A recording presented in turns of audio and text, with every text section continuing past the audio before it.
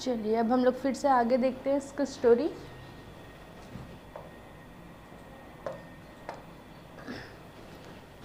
But my grandmother could she was not even sentimental.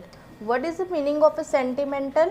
Sentimental means a feeling of nostalgia, sadness और tenderness and emotional feelings, मतलब emotions को छुपा के रखना, इसका means होगा sentimental. She came to leave me at the railway station but did not talk और show any emotion. अब यहाँ पे क्या हो रहा है, इससे पहले क्या हुआ था, जो खुशवंत सिंह जी थे वो पढ़ने के लिए कहाँ जा रहे थे? एब्रॉड जा रहे थे, यानी कि विदेश जा रहे थे। कितने ईयर के लिए? 5 ईयर्स के लिए।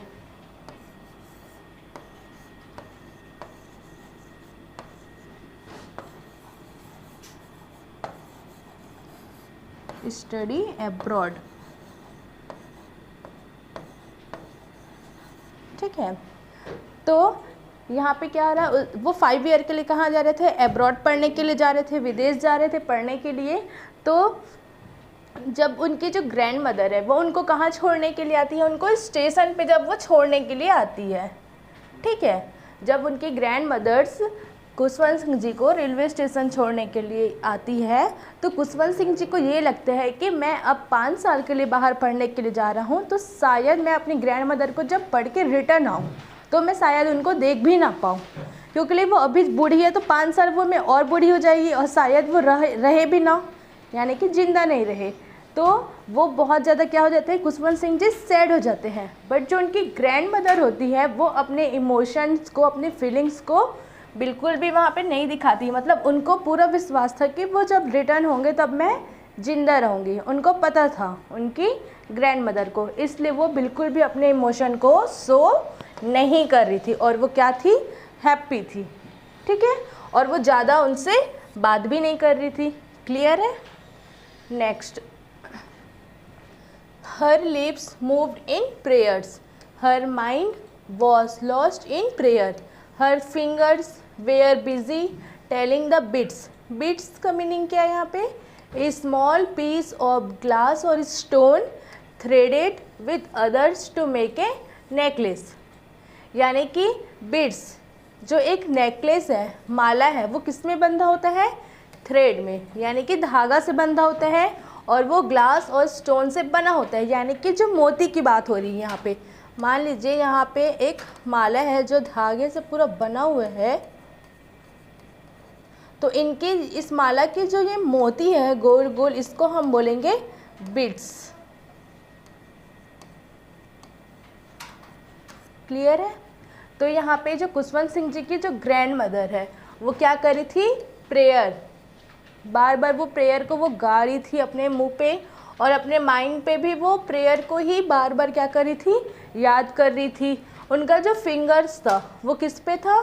बीट्स को, यानी कि वो अपने मुंह पे प्रेयर गाती थी और बीट्स को आगे की ओर शिफ्ट करती थी, फिर वो प्रेयर गाती थी और बीट्स को आगे की तरफ शिफ्ट करती थी। यानी कि जो वो हाथ में रुद्राक्ष का माला पकड़ी थी, प्रेयर गाने के बाद मोतियों को शिफ्ट करते जाती थी, ठीक है। उसको हम क्या बोलते हैं? वो माला जो होता है जिसमें बीट्स को हम काउंट करते हैं, उसको हम बोलते हैं रोजरी। इसके पहले भी हमने देखा था रोजरी। क्लियर है?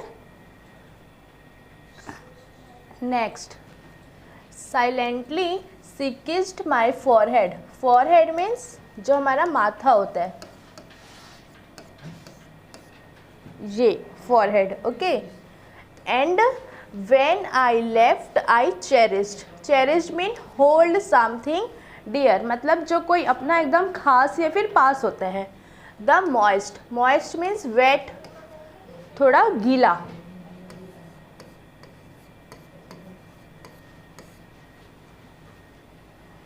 इम्प्रिंट यानी कि इम्प्रेशन और स्टाम्प, यानी कि किसी भी चीज़ का छाप छोड़ देना, इम्प्रेशन जमा देना या फिर उसका स्टाम्प, ठीक है। S perhaps the last science of physical contact between us.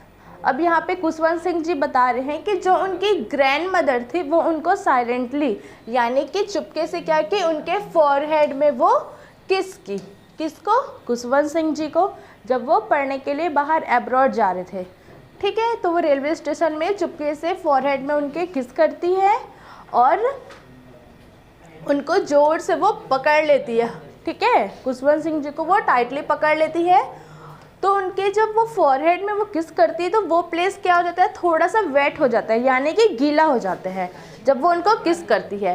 ठीक है, तो वो खुशवंत सिंह जी बोलते हैं कि मुझे लगता है कि जब मैं 5 साल के लिए जा रहा हूँ पढ़ने के लिए विदेश, तो शायद ये जो मेरी ग्रैंड मदर मुझे फॉरहेड पे किस की है वो शायद उनका लास्ट छाप होगा, यानी कि उनका लास्ट इम्प्रेशन होगा, और ये हमारे बीच में ये उनका लास्ट फिजिकल कांटेक्ट भी हो सकता है। ऐसा कौन सोच रहा था? खुशवंत सिंह जी सोच रहे थे, बट उनकी ग्रैंड मदर को विश्वास था कि ये रिटर्न जब लौट के आएंगे पढ़कर विदेश से, तब भी मैं क्या रहूँगी, जिंदा रहूँगी।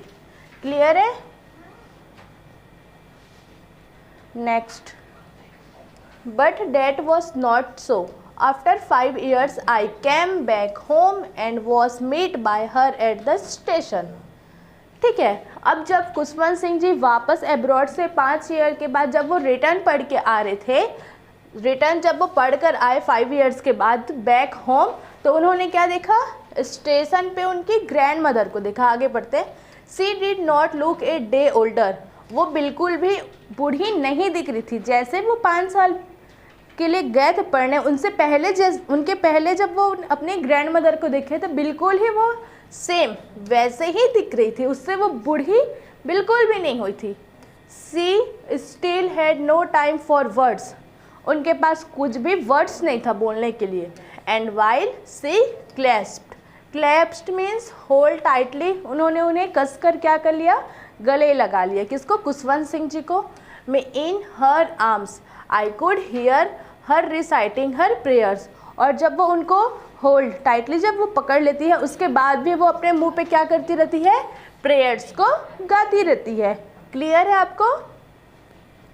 फिर से मैं बताती हूँ, जब खुशवंत सिंह जी 5 साल के बाद जब वो एब्रॉड से रिटर्न पढ़कर कहाँ आए थे, अपनी ग्रैंड मदर के पास आए, तो वो बिल्कुल क्या थे, स्टेशन में खड़ी हुई थी, वो ख़त्म नहीं हुई थी, और वो बिल्कुल भी सेम दिख रही थी जैसे उन्होंने खुशवंत सिंह जी ने ग्रैंड मदर को अपने जैसे देखा था, वो बिल्कुल वैसे ही थी और बूढ़ी नहीं हुई थी।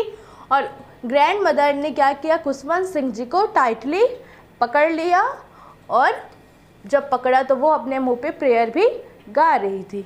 क्लियर है? यहाँ पे पिक्चर में भी हम देख सकते हैं।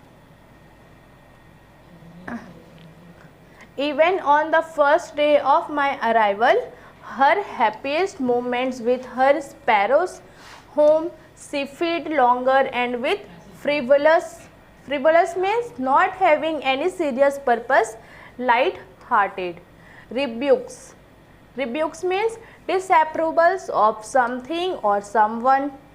Frivolous rebukes means light-hearted scoldings। तो यहाँ पे खुशवंत सिंह जी बता रहे हैं कि जब वो रिटर्न एब्रॉड से जब वो रिटर्न पढ़ के आए, तो उन्होंने फर्स्ट डे अपनी ग्रैंड मदर को देखा, तो उनका जो अराइवल था, उनका जो डेली वाला जो रूटीन था, वो बिल्कुल भी सेम था। ठीक है, जैसे उनको स्पैरो को खाना फीड करवाने में उनको बहुत ज़्यादा उनका वो हैप्पी मोमेंट होता था, वो बहुत ज़्यादा क्या होती थी, खुश होती थी। ठीक है, और वो सारा टाइम किससे जुड़ी होती थी, लाइट हार्ट स्कॉल्डिंग्स।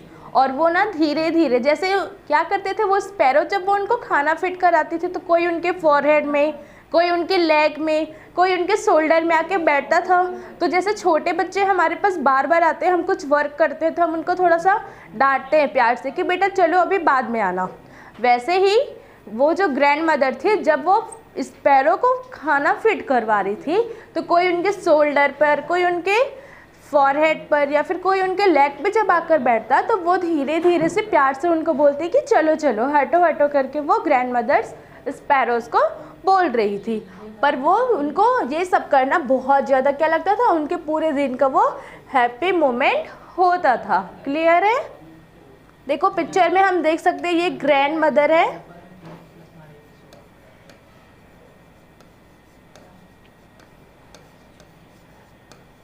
और ये क्या कर रही है, छोटे छोटे स्पैरो हैं,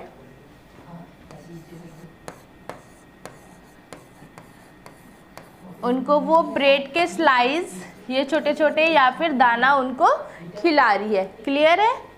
next, in the evening a change came over her, she did not pray, she collected the women of the neighbourhood, got an old drums and started to sing. Neighbourhood यानी होता है जो हमारे घर के आस पड़ोस, अड़ोसी पड़ोसी होते हैं, उनको हम बोलते हैं नेबरहुड, अड़ोस पड़ोस के लोग।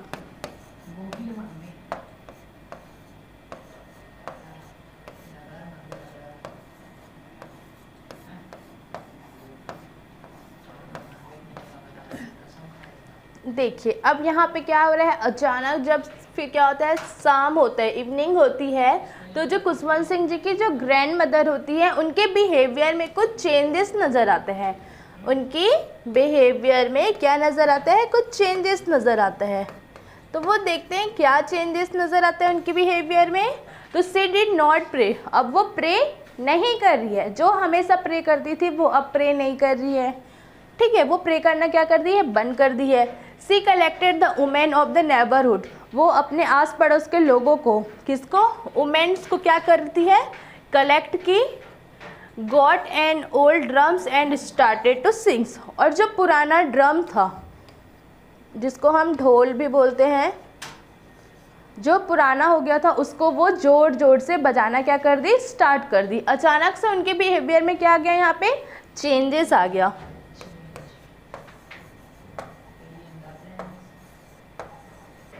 अब जो हमेशा वो जो प्रे करती थी, अपने मुंह पे बार बार कुछ भी प्रेयर गाती रहती थी, वो सब वो गाना अब क्या कर दिया, अचानक से वो बंद कर दी। और फिर शाम को वो क्या करी, आस पड़ोस के लोगों को कलेक्ट करके, इकट्ठे करके एक ड्रम लाकर उसको ज़ोर ज़ोर से, पुराना ड्रम ना, ओल्ड ड्रम लिखा हुआ है, उसको वो स्टार्ट कर दी बजाना, और साथ ही गाना गाने लगी।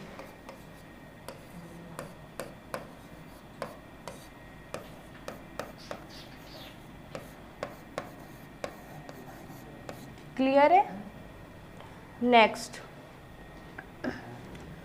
For several hours she thumbed, thumbed यानी हिट, किसी को जोर जोर से बजाना। ऑफ द सैगिंग, सैगिंग का मीनिंग होता है सिंकिंग डाउनवर्ड्स, अंदर की तरफ पीटना। स्किन्स ऑफ द डिलापिडेटेड, क्या होता है इसका मतलब, ओल्ड या फिर ओन आउट, जो बहुत पुराना फटा हुआ होता है उसको हम बोलते हैं।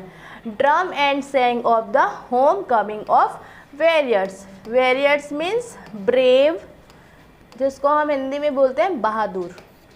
क्लियर है? तो अब खुशवंत सिंह की दादी बहुत टाइम से वो क्या कर रही थी, वो ढोल को जोर जोर से पीट रही थी, जोर जोर से पीट रही थी। और वो ढोल पुराना था, बहुत ज़्यादा क्या था, सैगिंग था। ठीक है, तो उसको वो क्या कर रही थी, जोर जोर से पीट रही थी, और वो ढोल पहले से फटा हुआ था। और बहुत सारे क्या कर रही थी, सिंग्स, यानी कि जो ब्रेव से वॉरियर्स लोग थे, जो बहादुर हैं, उनके लिए वो जोर जोर से क्या कर रही थी, गाना गा रही थी, यानी कि सिंग कर रही थी। क्लियर है? Next, we had to persuade, persuade means to talk someone into doing something. Request, किसी को रिक्वेस्ट करना किसी चीज़ के लिए। Her to stop to avoid her straining, straining का मीनिंग क्या है, over doing something. That was the first time since I had known her that she did not pray. अब यहाँ पे जो आस पड़ोस के लोग को, जिनको वो इकट्ठा की थी, और खुशवंत सिंह जी के खुशवंत सिंह जी के फादर और खुशवंत सिंह जी क्या कर रहे थे, उनकी ग्रैंड मदर को ये सब करने से उनको रिक्वेस्ट कर रहे थे, यानी कि मना कर रही थी कि अब मत करो, क्योंकि वो क्या थी, बहुत ज़्यादा ओल्ड थी, और वो बार बार ढोल को बजा रही थी, उसकी वजह से वो बहुत ज़्यादा और थक जाती। इसलिए जो उनके पेरेंट्स थे और जो खुशवंत सिंह जी थे, वो उनको स्टॉप कर रहे थे, यानी कि रिक्वेस्ट करके रोक रहे थे कि अब आप इसको बजाना बंद कर दो, और अवॉइड कर रहे थे। ठीक है, लेकिन और वो क्या की, उस बिल्कुल भी प्रे करना भी वो क्या कर दी, उसके बाद वो बंद कर दी। क्लियर है? Next, the next morning she was taken ill, अब जस्ट उसके दूसरे दिन वो शाम को क्या करती है, ज़ोर ज़ोर से ढोल को पीटती है आस पड़ोस को लोग को इकट्ठे करके। लेकिन जस्ट उसके दूसरे दिन नेक्स्ट मॉर्निंग क्या होता है, सी वॉज टेकन इल। सी कौन है, हमने सबसे पहले भी देखा था, यहाँ पे सी की बात हो रही है, यानी कि ग्रैंड मदर की बात हो रही है। तो जो खुशवंत सिंह जी की जो ग्रैंड मदर है वो क्या हो जाती है, इल हो जाती है, यानी कि वो बीमार हो जाती है। क्लियर है? It was a mild fevers and the doctor told us that it would go.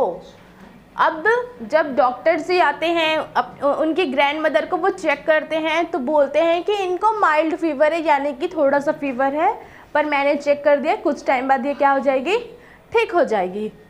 But my grand mother thought differently.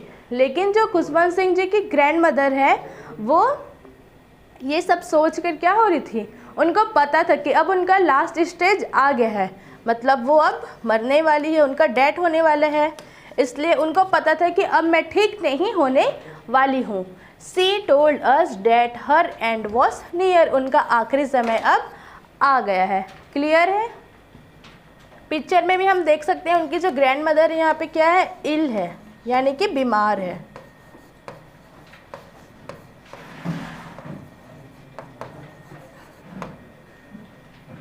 Next, she said that since only a few hours before the close of the last chapter of her life, she had omitted.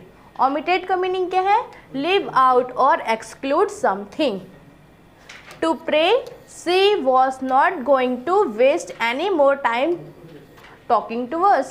अब यहाँ पे खुशवंत सिंह जी की grand mother थी, उनका few hours मतलब उनको कुछ घंटे के बाद वो क्या हो गई, वो बोलने लगी कि मैं अब अपने जो लाइफ है उसके लास्ट चैप्टर में पहुंच गई हूँ, यानी कि अब मेरा क्या होने वाला है, एंड होने वाला है।